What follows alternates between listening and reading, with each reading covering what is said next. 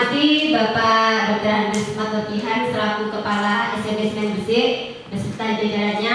Yang saya hormati pula seluruh Bapak Ibu guru SMP Semen Gresik beserta seluruh pegawai SMP Semen Gresik. Puji syukur kehadirat Allah SWT karena pada siang hari ini kita bisa berkumpul dalam acara webinar tentang budaya positif yang harus diterapkan di sekolah kita. Allahumma sholli ala Muhammad, mudah-mudahan tetap tercurahkan kalimat judul kita Nabi besar Muhammad Sallallahu Alaihi Wasallam. Baiklah Bapak Ibu, sebelum saya mencoba sharing tentang ilmu yang sudah saya dapat di pelatihan CGP atau calon guru penggerak, alangkah baiknya kita berdoa menurut keyakinan kita masing-masing. Berdoa dimulai.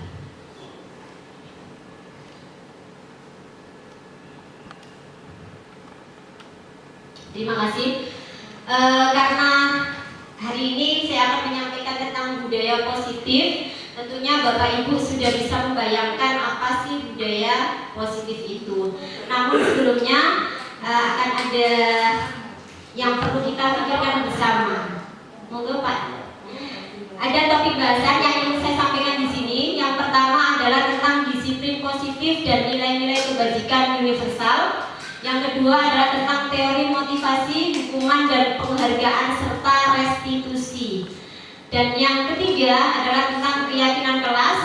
Keempat, kebutuhan dasar manusia dan dunia berkualitas.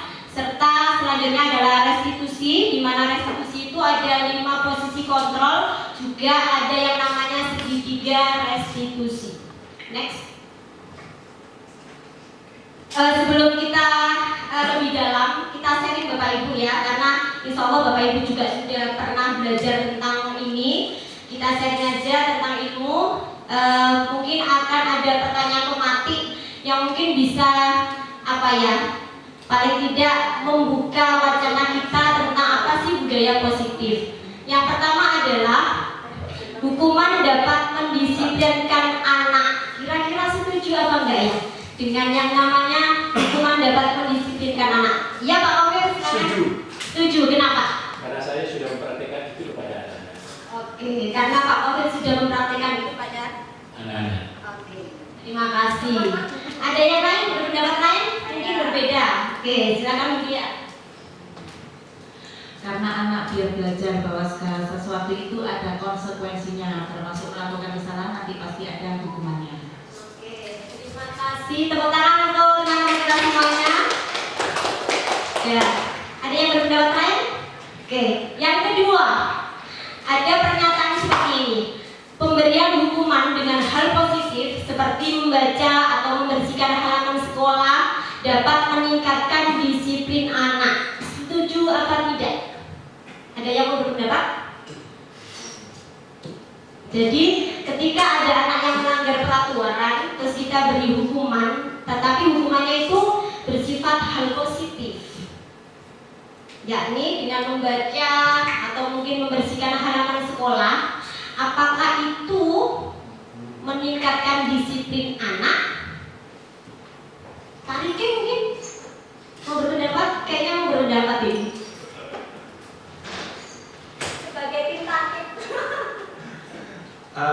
Terima kasih. Kalau saya untuk pernyataan kedua, yaitu pemberian hukuman dengan hal positif, memang dapat meningkatkan disiplin anak.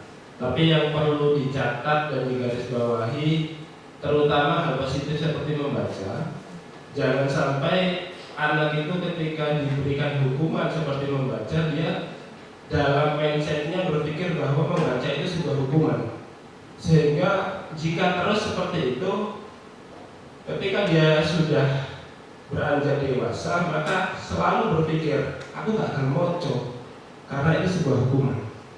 Mungkin itu yang perlu dianalisa lagi.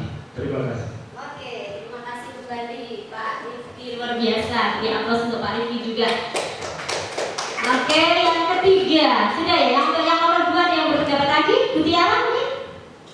Enggak. Oke, yang ketiga, memberi penghargaan dapat meningkatkan motivasi belajar anak.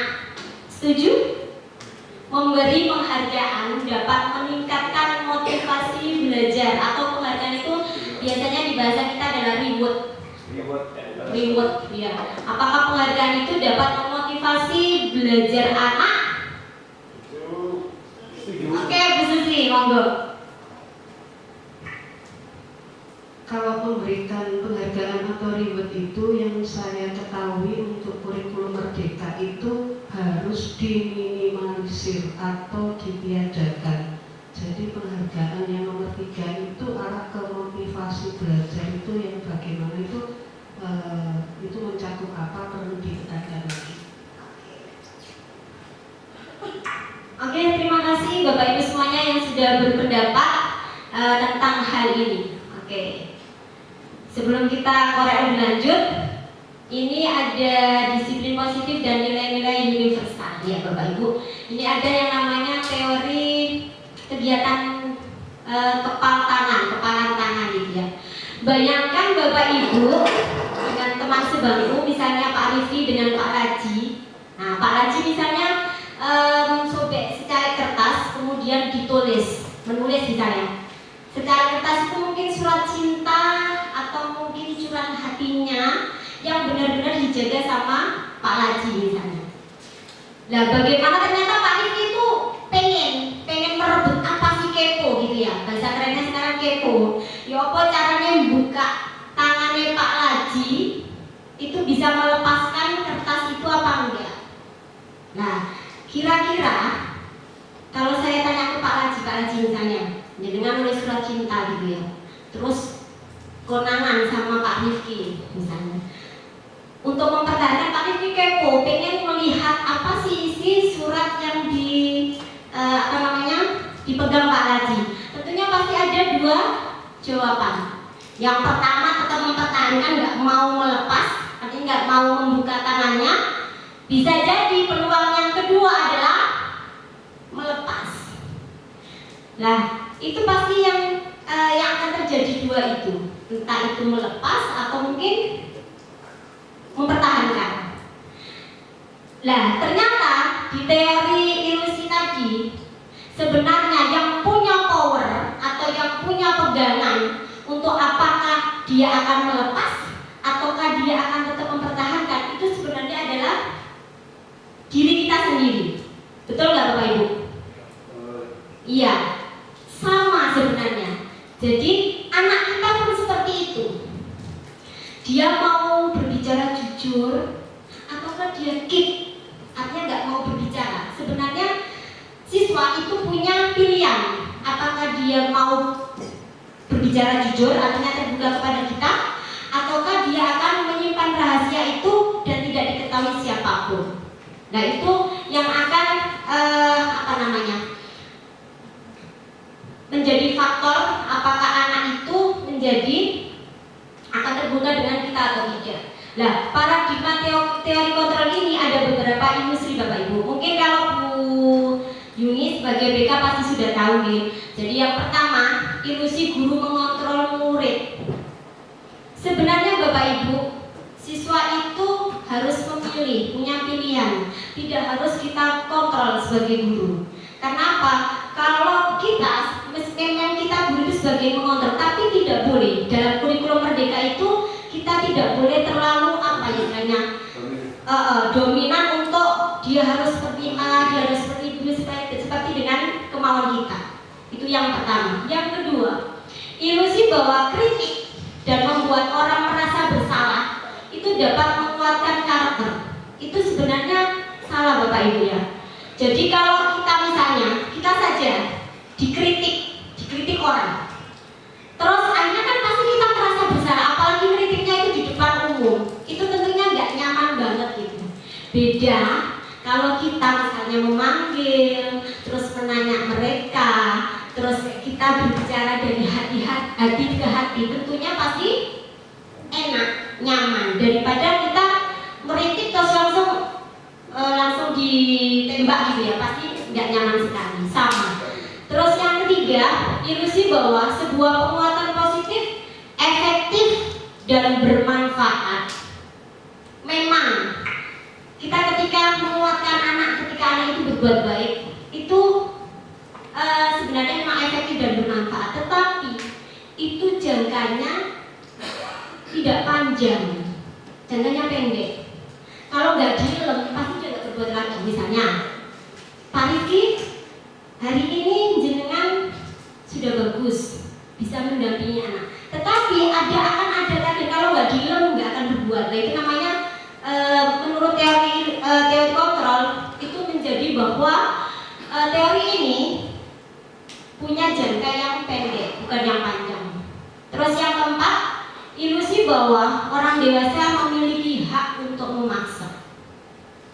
Mungkin selama ini kita sebagai guru itu cenderung memaksakan anak untuk berbuat sesuai dengan kehendak kita.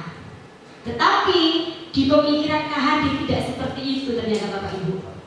Saya juga kemarin ketika CGB itu, loh kok bisa seperti itu. Awalnya banyak pertanyaan yang menjadi banyak pertanyaan di dalam kepala saya. Ternyata setelah kita belajar terus ternyata iya. Kalau memang misalnya kita lebih anak itu diarahkan menuntun lah istilahnya, itu anak akan bisa berbuat dan lebih terbuka kepada kita. Nah ini Bapak Ibu perbedaannya antara stimulus respon dengan teori kontrol. Siapa sesungguhnya yang memiliki kontrol? Kalau menurut teori stimulus respon, yang pertama adalah kita mencoba mengubah orang agar berpandangan sama dengan kita. Itu kalau respon, stimulus respon. Tetapi kalau teori kontrol, kita berusaha memahami pandangan orang lain tentang dunia. Jadi kita biarkan mereka punya pemahaman yang mungkin berbeda dengan kita. Yang kedua, perilaku buruk dilihat sebagai suatu kesalahan. Memang seringkali bahkan saya sendiri ketika anak melakukan hal yang mungkin tidak sesuai dengan aturan atau mungkin tidak sesuai dengan apa yang kita benarkan dalam diri kita, itu kita mesti melihatnya sebagai suatu kesalahan. Tetapi kita tidak pernah bertanya mengapa dia melakukan hal itu. Selanjutnya kalau teori kontrol, semua perilaku pasti memiliki tujuan. Pasti itu Bapak Ibu. Dia melakukan apapun pasti punya tujuan. Tujuannya apa? Tujuannya pasti beda-beda. Ada yang mungkin pengen caper, cari perhatian. Ada yang mungkin bagian dari kemarahan karena di rumah mungkin lagi ngambek sama orang tuanya. Itu juga tujuan. Yang ketiga, orang lain bisa mengontrol saya. Dan kalau menurut teori kontrol, hanya Anda yang bisa mengontrol diri Anda. Artinya diri kita sendiri lah yang biasa mengontrol apakah kita harus berbuat baik terus ataukah berbuat jelek terus. Yang keempat, saya bisa mengontrol orang lain. Anda tidak bisa mengontrol orang lain. Itu bedanya antara stimulus respon dengan teori kontrol. Artinya refleks ya. Kalau stimulus respon itu kan refleks. Yang selanjutnya, pemaksaan ada pada saat bujukan gagal. Jadi dipaksa, nah ini bujuk, ya, bujuk siswa, gak iso, wes, baru akhirnya maksa. Pokoknya awal gitu. Kalau stimulus respon. Tetapi kalau teori kontrol, kita bisa mengontrol diri kita, maka akan terjadi kolaborasi dan konsensus menciptakan pilihan-pilihan baru. Misalnya, kamu sebenarnya pengennya apa sih? Itu cara-cara seperti itu ya. Yang terakhir, kalau stimulus respon itu model berpikirnya menang atau kalah, kuat-kuatan, istilahnya seperti itu, kuat-kuatan. Kalau yang teori kontrol, modelnya berpikir menang-menang, artinya sama-sama enak, nggak ada sama-sama ada yang kalah, ada yang menang seperti itu. Next slide. Nah, ini menurut teori kontrol yang disampaikan oleh Dr. William Glaser. Jadi dalam teori ini Anda tidak bisa mengontrol orang lain, hanya Anda yang bisa mengontrol diri Anda. Dan dalam teori ini menurut Dr. William Glaser, makna disiplin adalah belajar mengontrol diri dengan menggali potensi kita agar tercapai tujuan mulia, yaitu sesuatu yang menjadi seseorang yang kita inginkan berdasarkan nilai-nilai yang kita hargai. Seperti itu. Dan teori ini ada teori motivasi Bapak Ibu yang nanti akan kita bahas lebih lanjut. Ada juga 5 posisi kontrol serta 5 kebutuhan dasar manusia. Oke. Tentunya Bapak Ibu semuanya sudah tahu apa itu makna disiplin. Jadi disiplin itu sebenarnya dari bahasa Latin yang diambil dari kata disiplina yang artinya sebenarnya adalah belajar. Jadi disiplin itu sebenarnya artinya belajar. Makna asal dari kata ini berkonotasi dengan disiplin diri dari murid-murid Sokrates dan Plato. Disiplin diri membuat orang menggali potensinya menuju tujuan apa yang dia hargai. Namun dalam kehidupan kita, disiplin itu sebenarnya tidak bermakna itu. Tetapi disiplin yang ada di masyarakat kita yaitu berubah menjadi sesuatu yang dilakukan seseorang kepada orang lain untuk mendapatkan kepatuhan. Jadi patuh. Kalau kita mengenai disiplin dalam masyarakat itu patuh. Padahal sebenarnya artinya disiplin itu adalah belajar. Seperti itu, belajar untuk menggali potensinya agar bisa dihargai orang lain. Seperti itu. Next slide, Pak. Nah, ini ada pemikiran KHD Bapak Ibu yang mungkin harus kita renungkan bersama. Beliau mengatakan bahwa di mana ada kemerdekaan, disitulah harus ada disiplin yang kuat. Sungguh pun disiplin itu bersifat self-disiplin, yaitu kita sendiri yang mewajibkan kita dengan sekeras-kerasnya, tetapi itu sama saja. Sebab jikalau kita tidak cakap melakukan self-disiplin, wajiblah penguasa lain mendisiplinkan diri kita, dan peraturan demikian itulah harus ada di dalam suasana mereka.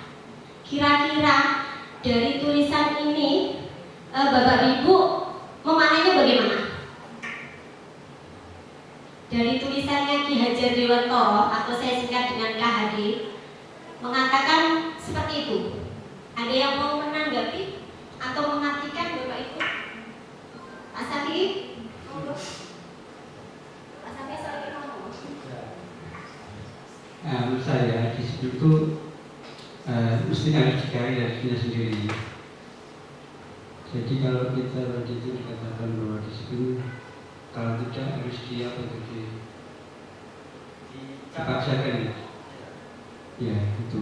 Jadi harus dikembalikan ke dirinya sendiri. Oke, terima kasih Pak PI. Oke Pak, oke menambahin monggo. Menurut pemahaman saya dari apa yang disampaikan oleh Ki Hajar Dewantoro itu, sebenarnya masing-masing person itu punya hak untuk dapat mendisiplinkan dirinya sendiri dan harus berupaya agar dirinya menjadi lebih disiplin. Manakala kita mendisiplinkan diri sendiri belum bisa, maka atasan kita itu harus mendisiplinkan kita. Itu yang saya tangkap dari tulisan. Oke. Terima kasih Pak Ofer. Ada yang lain? Mungkin ada yang mau berpendapat? Oke.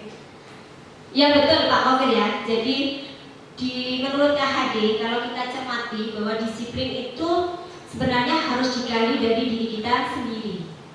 Sekeras-kerasnya berusaha. Tetapi jika kita sudah melakukan usaha sekeras-kerasnya tetapi masih tidak disiplin, maka butuh yang harus mendisiplinkan. Kalau di sekolah berarti atasan, kalau anak berarti kita sebagai Bapak Ibu guru.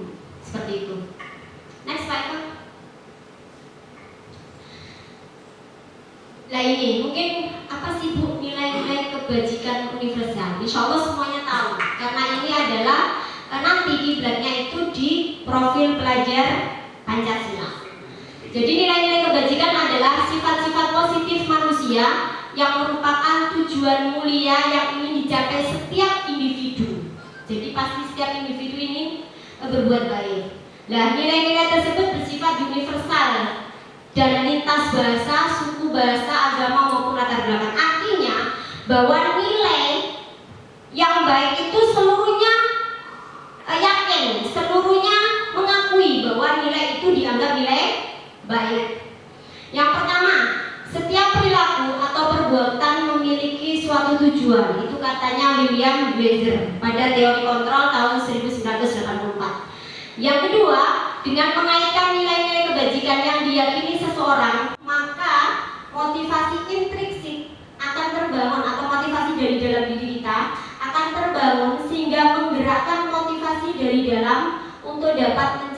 tujuan yang mulia. Jadi memang di teori ini tuh harapannya semua apa yang kita lakukan, terutama hal yang baik, itu harus dimulai dari hati, dari diri kita sendiri. Seperti itu. Terus yang ketiga, nilai-nilai kebajikan yang ingin dicapai oleh setiap anak Indonesia seperti yang tertuang dalam profil pelajar Pancasila. Yang pertama adalah beriman, bertakwa kepada Tuhan Yang Maha Esa serta berakhlak mulia, mandiri, bernalar kritis, berkebinekaan global, bergotong royong, kreatif, serta ada nilai-nilai kebajikan universal. Oke, ini teori motivasi Bapak Ibu. Dan ini memang sesuatu yang tidak bisa kita lepas dari kehidupan kita sebagai guru.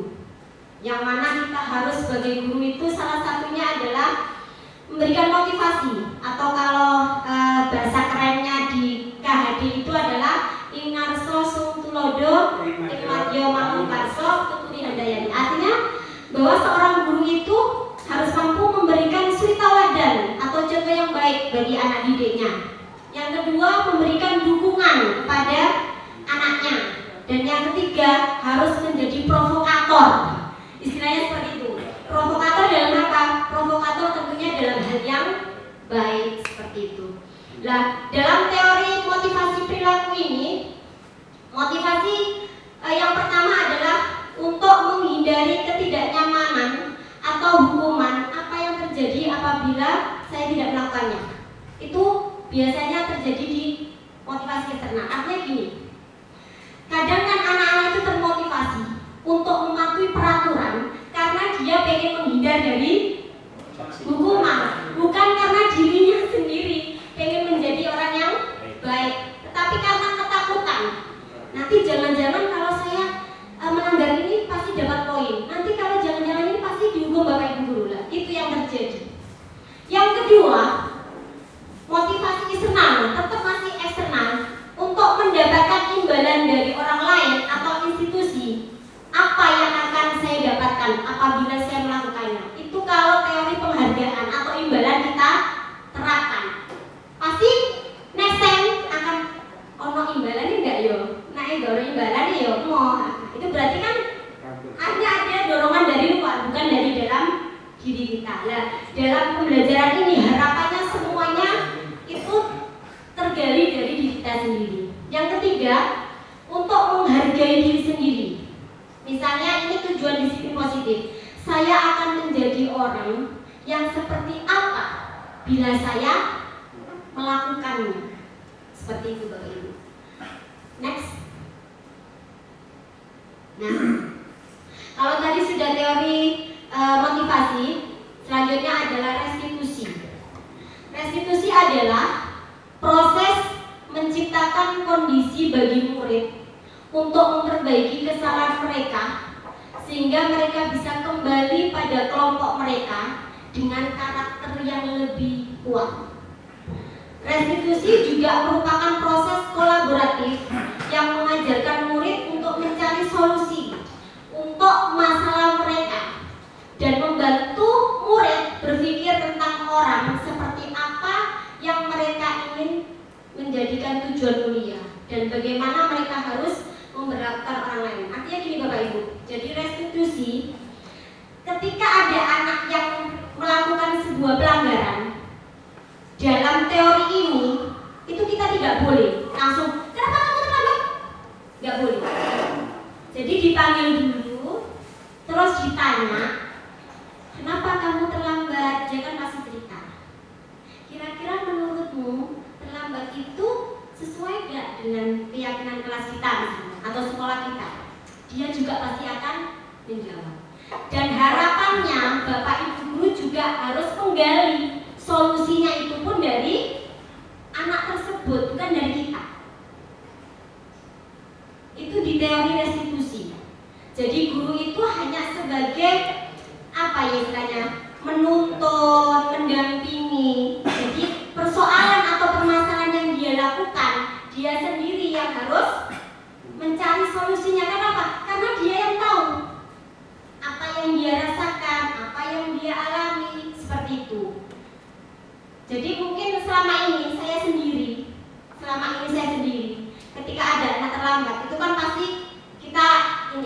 voice respon yang mulai. Kenapa kamu terlambat? Ayo, silakan keliling lapangan. Seperti itu.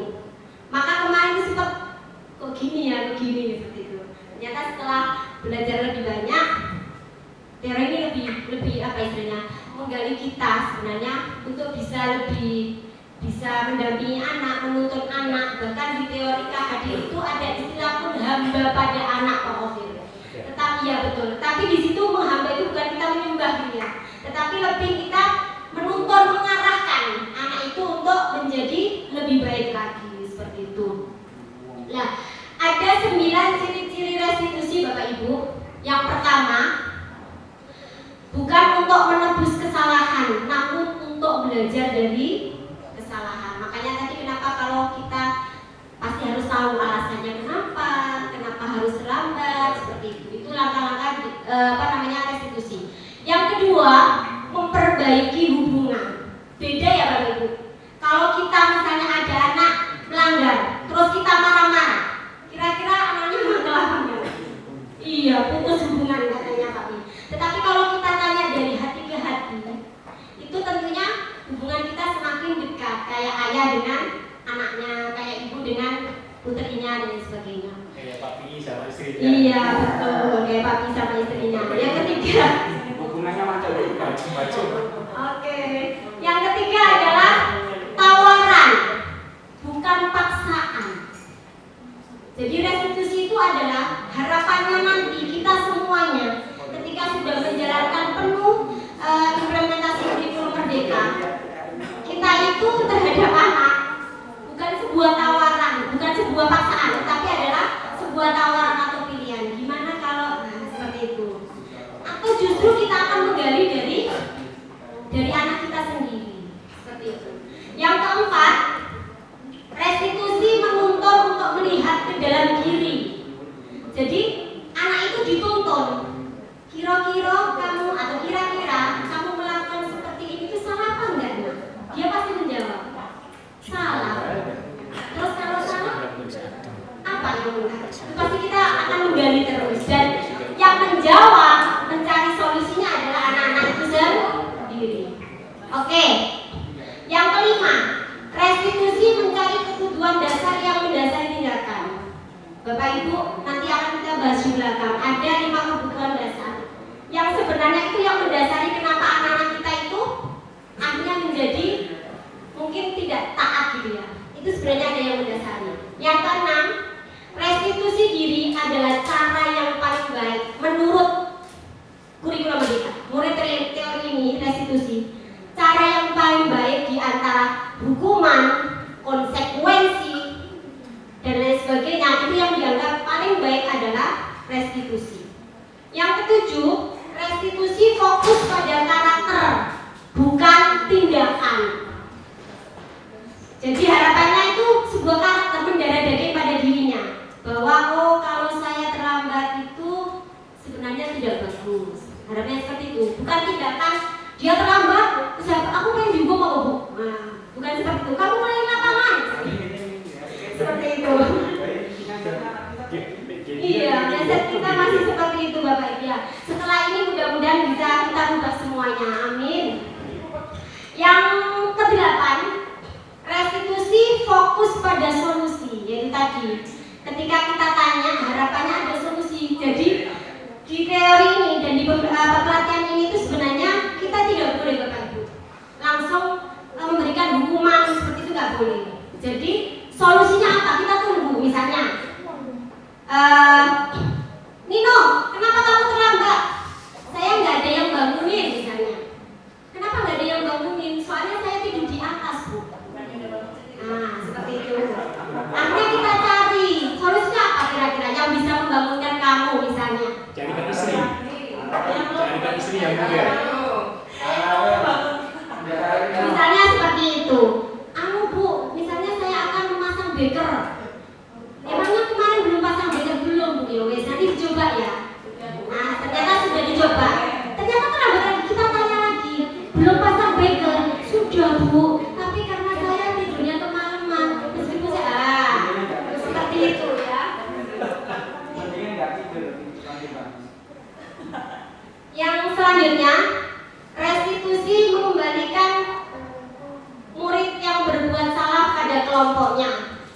Jadi restitusi itu harapannya setelah dia sadar itu kita kembalikan ke murid, dia tidak dijat awak upaya memakan makan juga. Harapannya tidak seperti itu.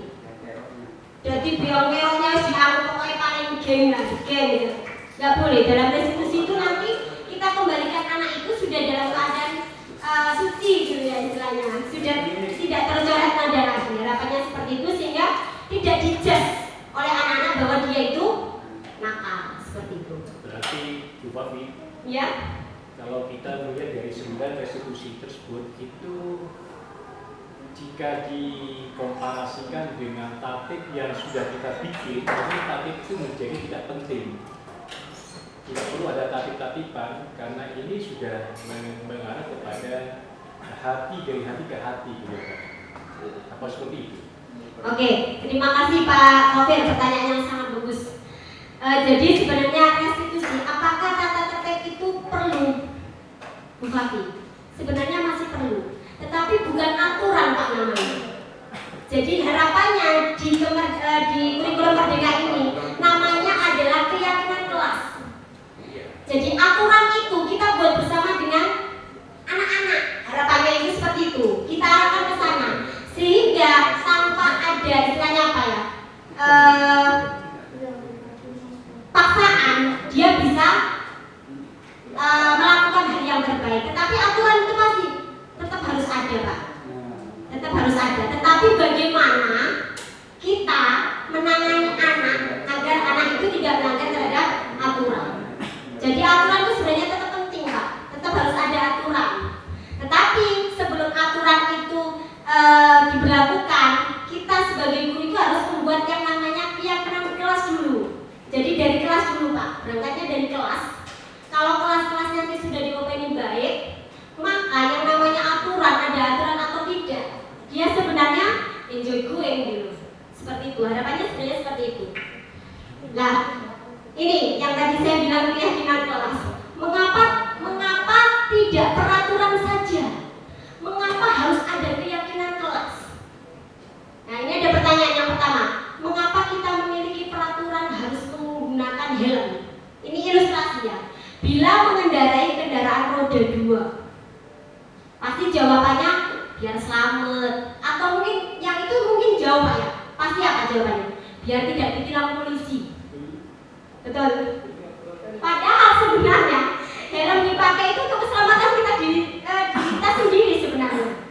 Kalau kita sadar bahwa helm itu adalah menyelamatkan diri kita, ono polisi, ono aturan kita berpakai. Karena itu adalah safety. Tetapi mindset kita, kenapa kok pakai helm? Itu tadi biar nggak ditilang. Eman Bu, 1.000 seperti itu. Selanjutnya pertanyaan. Mengapa kita memiliki peraturan 3M? Menggunakan masker, mencuci tangan, dan menjaga jarak 15 meter misalnya. Itu apa kira-kira Bu ya jawabannya? Pak Sulaji bisa Bu? Hah? Pak Sulaji. Oh Pak Sulaji, monggo Pak Sulaji. Yang mana? Yang nomor 2. Saya Yang nomor ngantuk ya. Mengapa kita memiliki peraturan 3M? Menggunakan masker yang pertama itu dengan tujuan untuk menjaga kesehatan secara ada COVID atau tidak COVID itu sebenarnya itu. Jadi yang kedua, dengan berbarengan dengan COVID maka masker itu diperlukan.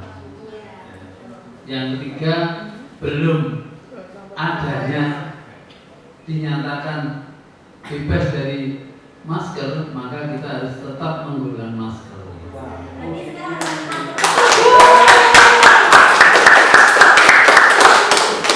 Kali dikasih kopi Pak Sulaji. Iya, betul sekali.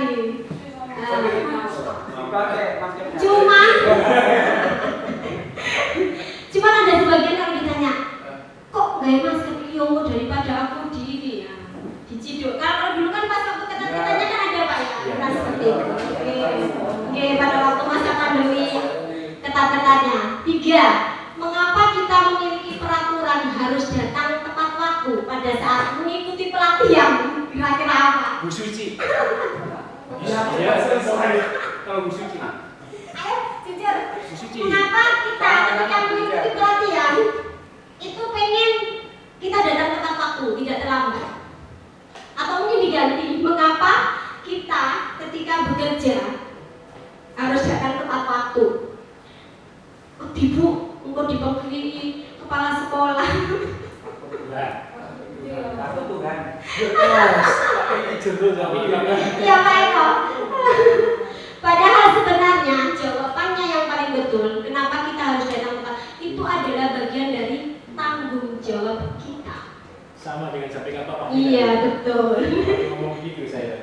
Nah, untuk mendukung semuanya ini Bapak Ibu, pertanyaan ini Pasti Pak.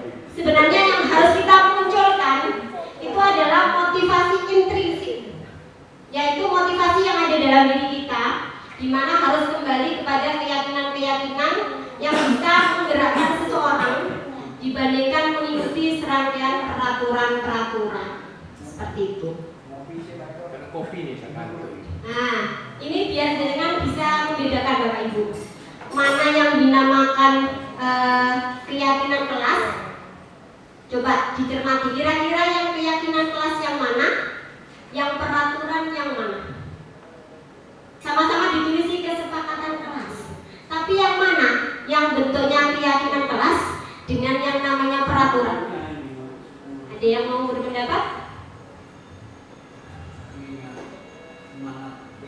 Jadi yang sebelah sana kesepakatan kelasnya datang tepat waktu, mengucapkan salam, menjaga kebersihan sekolah, berdoa sebelum dan sesudah kegiatan, aktif dalam pembelajaran. Yang sebelah sini kesepakatan kelasnya, kami guru dan murid yang saling menyayangi, kami murid yang semangat belajar, kami murid yang peduli dengan teman-teman.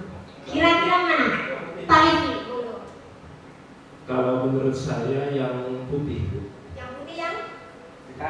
Yang Yang maksudnya yang putih itu apa? Yang peraturan apa yang keyakinan kelas? Oh, yang keyakinan. Yang keyakinan. Yang keyakinan itu yang putih karena itu semua dimulai dari kesadaran mereka.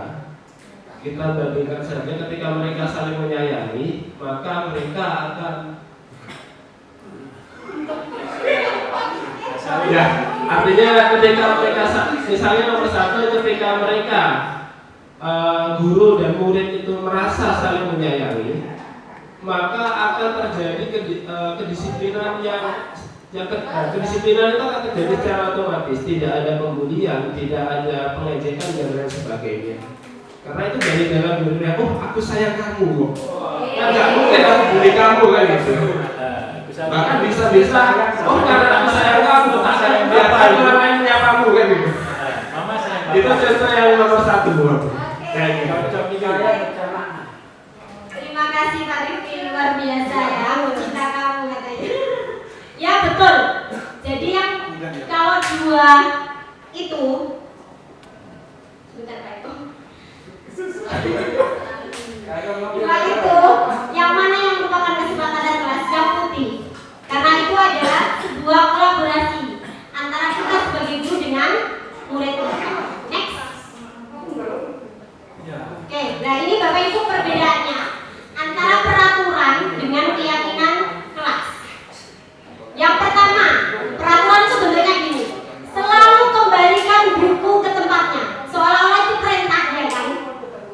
Tetapi keyakinan kelas, kalau kita sudah pinjam buku, tanggung jawabnya harus dikembalikan seperti itu. Yang peraturan, dilarang mengganggu orang lain. Kalau keyakinan kelas, yang namanya menghormati orang lain itu sebuah keyakinan yang harus kita lakukan. Malah Pak Lagi sering mengganggu tadi malam. Lagi.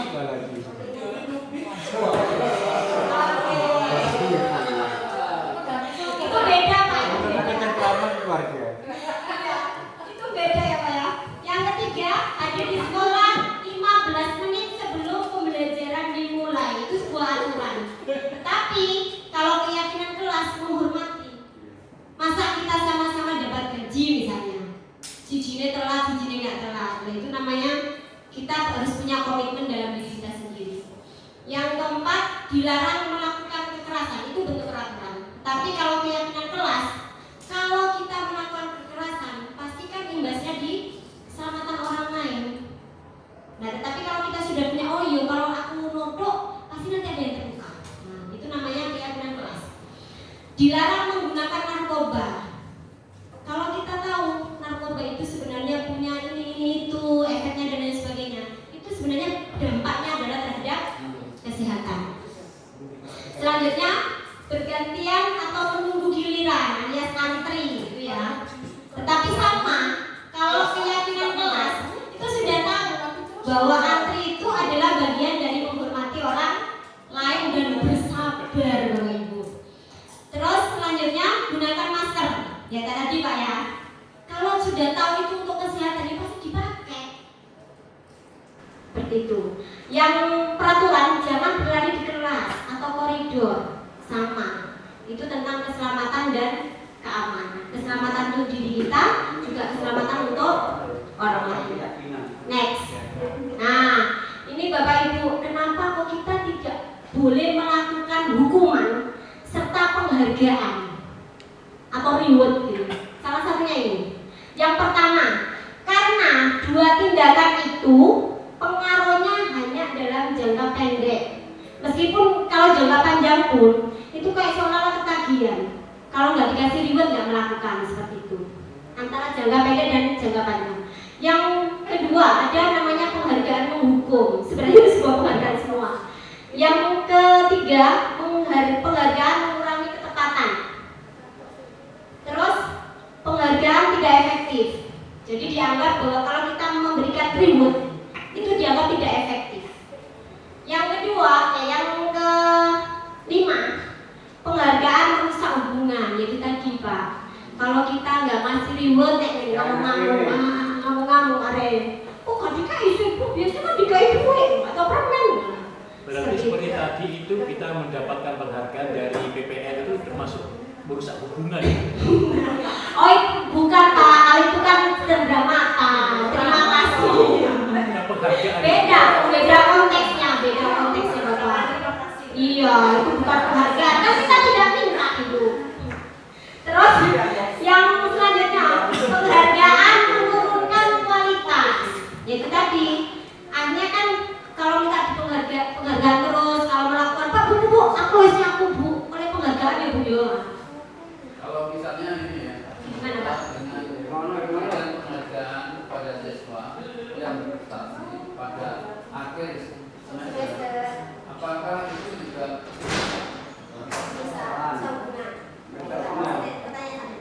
Oke, pertanyaan bagus Pak ini. Apakah ketika memberikan trofi, ketika di akhir pembelajaran, apakah itu dinamakan merusak hubungan katanya Ya, Pak? pasti. Pak Haji. Merusak hubungan. Bisa jawabannya iya dan tidak. Kenapa?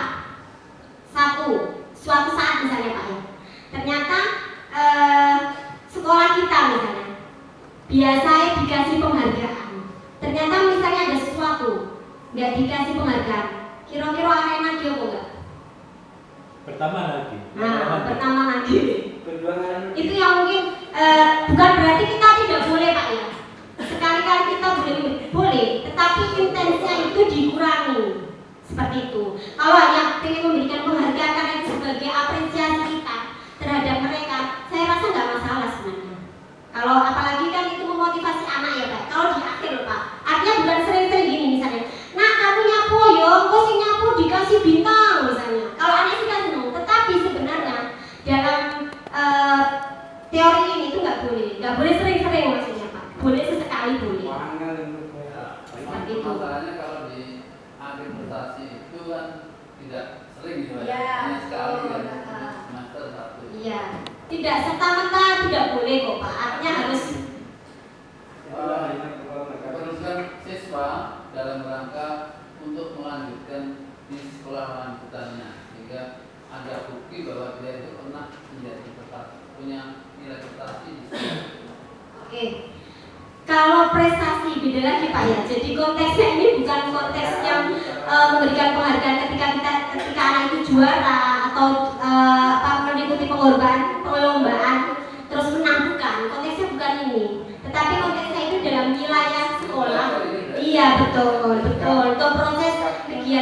KBM maksudnya Pak.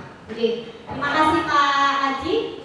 Selanjutnya penghargaan mematikan kreativitas. Jadi tadi kalau nggak dikasih reward misalnya, anak-anak akhirnya kalau kayak gue males, nah, gitu loh Pak. Ini dalam proses KBM maksudnya. Terus yang selanjutnya terakhir penghargaan mewarnai motivasi intrinsik. Nah itu kan berarti kalau kita reward itu kan dorongan dari luar, betul kan? Nah beda lagi kalau dia punya tanggung jawab bahwa saya harus berprestasi dalam diri dia lagi. Oke. Nah ini Bapak Ibu perbedaannya antara tindakan guru di mana ya hukuman itu yang mana, konsekuensi yang mana. Ini Bu yang tadi dengan tanya itu ya. Itu beda. Jadi hukuman dengan konsekuensi itu beda. Monggo bisa dilihat. Yang pertama misalnya mencatat 100 kali dalam buku. Itu jelas hukuman ya. Tetapi kalau konsekuensi menggantikan kertas tugas teman yang telah dicoret-coret, itu konsekuensi bedanya. Monggo bisa dicermati. Itu ada mana konsekuensi, mana hukuman seperti itu. Kalau hukuman itu lebih apa ya? Kayak push up seperti itu ya kan. Terus itu ada kalau terlambat 2 kali hadir di sekolah maka harus keliling lapangan. Nah itu dulu biasanya sering saya lakukan. Kalau nggak bawa apa namanya dasi ketika kita seperti itu. Harapannya nanti tidak seperti itu harapannya. Iya Pak Haji monggo. Kalau misalnya Pak Haji ya. Termotivasi orang tua melihat pada tulisan anak saya misalnya kurang bagus, maka bisa memberikan solusi yang bisa menimbulkan greget untuk memperbaiki tulisan, terutama pada saat ini anak-anak itu tulisannya luar biasa dan bahkan bisa tidak terbaca. Di guru bahasa Jadi yang salah. menurut bahasa kita, kalau sering beda tulisan yang tidak teratur itu menjadikan suatu kesenian yang luar biasa. Terima kasih. Oke, terima kasih Pak Haji yang sewu. Kalau itu beda nih. Kan melatih anak untuk menulis sekian kali misalnya, karena memang tulisannya bagus. Kalau dulu kan zaman kita ada harus gitu ya. Kalau sekarang kira-kira masih ada apa nggak ya kalau di SD itu? Masih ada ya Bu ya. Itu beda. Kalau ini kan dia disuruh mencatat karena dia terlambat. Itu. Jadi suruh nulis 100 karena terlambat. Beda lagi kalau tulisannya jelek terus kita latih harus banyak menulis. Nah itu beda Pak Haji ini. Oke, next Mas. Tambah bingung. Tambah bingung, nggak usah bingung Pak. Nah, ini ada lagi perbedaan antara hukuman dengan konsekuensi. Menurut Diana Gosen dalam bukunya The 5 Possession of Control seperti itu. Kalau hukuman itu adalah sesuatu yang menyakitkan harus terjadi. Menyakitkan kenapa ya tadi? Kan otomatis dia malu katanya. Misalnya kita kasih rompi apa gitu kan pasti malu. Terus kalau konsekuensi itu sesuatu harus terjadi karena sudah merupakan sebuah kesepakatan. Terus hukuman itu membuat anak sakit, baik fisik maupun hati, mangkel kita. Makanya Bu Fahmi kayak Satpol PP misalnya. Terus kalau konsekuensi adalah membuat anak merasa tidak nyaman, tapi dalam jangka waktu yang pendek, seperti itu. Terus yang selanjutnya, anak membenci kedisiplinan, anak menghargai kedisiplinan. Dan hukuman itu pasti ada yang namanya paksaan. Tapi kalau konsekuensi itu ada stimulus, langsung dia tanggap. Kamu tadi melanggar apa? Konsekuensinya apa? Dia akan langsung tanggap. Monggo dibaca sendiri Bapak Ibu ya. 1 jam lebih. Kenapa? 1 jam lebih. Next.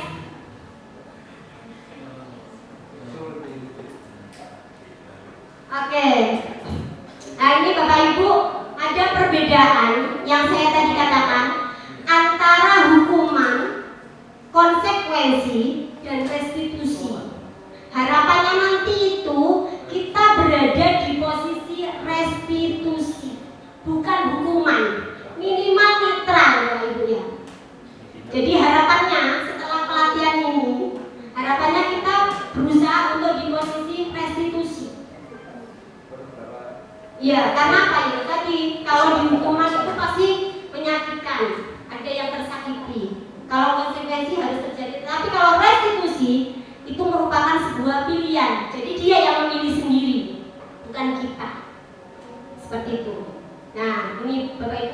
saya mengatakan kebutuhan dasar ini harus betul-betul terpenuhi. Kalau tidak, maka anak itu akan menjadi human error. Jadi yang pertama adalah bertahan hidup, itu pasti kebutuhan kita. Mendapatkan kasih sayang, penguasaan, kebebasan dan kesenangan. Bayangkan kalau anak kita itu kurang kasih sayang, apa yang terjadi? Misalnya ini, ada sebuah keluarga murid kita misalnya. Kalau dia kurang kasih sayang di rumah, maka di sekolah pasti cari perhatian, akhirnya mengakal, ya apa gunanya dan memperhatikan dia. Karena apa? Ya itu tadi, karena kebutuhan kasih sayangnya tidak terpenuhi. Begitu juga dengan kebebasan. Ya oma dikekang, kan ada yang kadang orang tua itu, anakku loh di oma itu baik-baik aja, menang loh Bu Fafi, gak ngapa-ngapain, dadane nang sekolah Bu, begidak. Oh no aja. Kenapa? Karena salah satunya adalah dia tidak diberi ruang kebebasan dalam dirinya. Selalu harus ikut kayak mama. Pokoknya apa-apa mama. Akhirnya jadi anak mama seperti itu. Next. Nah ini Bapak Ibu, ada 5 posisi kontrol dari tadi, dari hukuman, konsekuensi, terus restitusi. Itu sebenarnya kita itu berada di mana sih? Itu monggo bisa dengan cermati. Ada sebagai penghukum kah? Apakah membuat orang merasa bersalah? Ataukah teman? Ataukah pemantau? Ataukah manajer?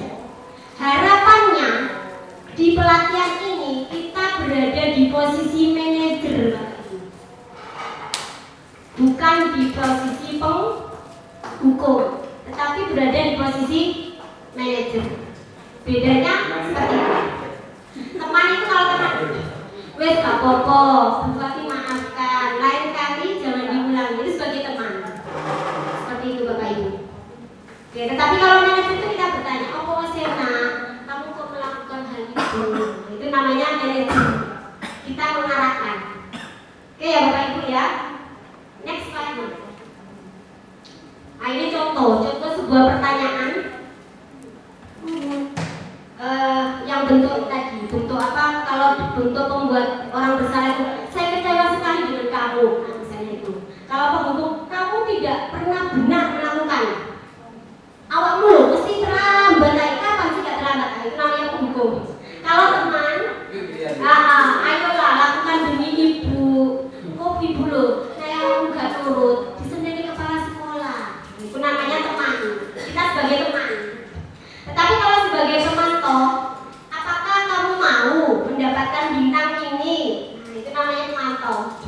Tetapi kalau manajer, bagaimana kamu bisa menyelesaikan masalah ini? Kita gali dari anak itu sendiri. Next slide.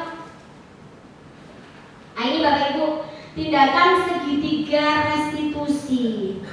Jadi yang pertama kita lakukan ketika anak itu melakukan sebuah kesalahan, yang pertama adalah dengan cara menstabilkan identitas. Apa itu? Yaitu tadi ditanya, kenapa kamu terlambat? Dia akan pasang. Terus menanyakan keyakinan. Jadi setelah menstabilkan identitas, kembali ke fasilitas kebutuhan, validasi kebutuhan. Mengapa kamu melakukan hal itu? Apakah kamu tahu kalau itu dia akan bercerita? Baru terakhir menanyakan keyakinan. Kira-kira itu sesuai nggak dengan keyakinan kelasmu? Enggak Bu, kenapa enggak? Dia akan bercerita. Next Pak. Jadi langkah-langkahnya itu Bapak Ibu ya. Ini beberapa perkataan kalau kita melakukan stabilitas identitas. Jadi ada beberapa penjelasan. Jadi menstabilkan identitas itu adalah membuat anak yang merasa gagal karena berbuat salah menjadi positif terhadap dirinya, bukan langsung menjudge bahwa dia salah seperti itu. Next, kalau validasi kebutuhannya itu membantu siswa mengenali kebutuhan yang ingin dipenuhi. Kenapa sih nak kamu terlambat? Itu kan sudah cerita. Next, menanyakan keyakinan. Anak melihat kesalahan yang dihubungkan dengan norma sosial dan nilai yang mendasari. Nah, ini dihubungkan dengan keyakinan kelas. Misalnya kayak tadi terlambat. Kamu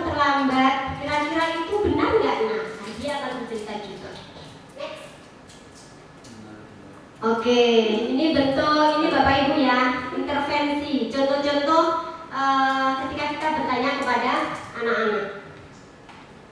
Lanjut, nah, Bapak Ibu saya pengen refleksi ini. Yang pertama, monggo yang mau menyampaikan refleksi dari pertemuan hari ini silakan. Oke, Pak Rifki. Baik, langsung saja. Terima kasih Bu Fafi.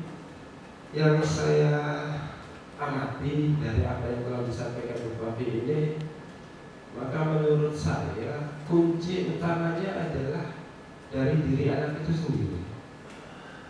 Jadi anak itu harus kita yakinkan dan harus punya tujuan hidup dan tujuan menjadi orang yang lebih baik. Karena dari semua itu hukuman, resistensi dan lain sebagainya itu berguna apabila anak itu merasa saya ingin jadi orang yang lebih baik. Kalau ini salah, saya akan memperbaiki agar jadi yang lebih baik. Nah, ketika anak itu tidak punya tujuan hidup, saya ingin seperti ini atau wes kan ngurus yang penting aku senang, maka dia kan nggak punya keinginan untuk lebih baik.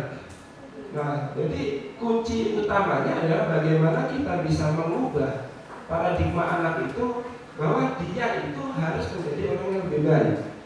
Itu yang mungkin paling susah Bapak. Oke, itu saja. Terima kasih. Oke, terima kasih Pak Rifki atas refleksinya. Tapi dulu Pak ya. Terima kasih. Menurut saya untuk berubah mindset anak yang melanggar hukuman, kemudian konsekuensi sampai restitusi ini butuh sosialisasi yang lebih kompleks ya. Mungkin melibatkan orang tua dalam sebuah pertemuan keluarga, sehingga anak ini tidak kaget langsung dikasih semacam restitusi.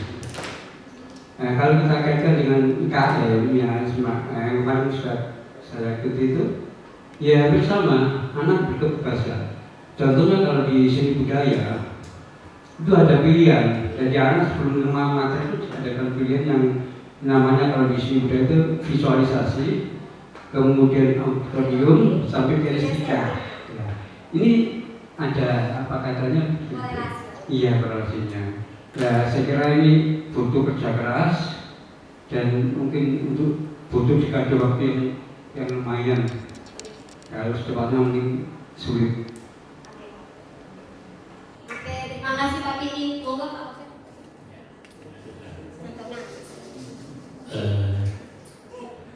Setelah kita mengikuti paparan yang disampaikan oleh Bu Fafi tadi dari awal sampai terakhir, jadi substansi dari yang disampaikan tadi itu, maka guru ini seolah-olah nanti harus paham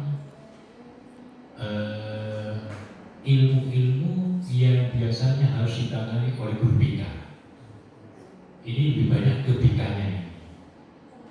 Seharusnya Bu Sapa ini, Bu Sri Wahyuni itu yang harus aktif ini dengan adanya semacam ini. Sebab kalau kita ikut IKM kemarin itu memang bahwa dari awal ada yang namanya assessment diagnosis.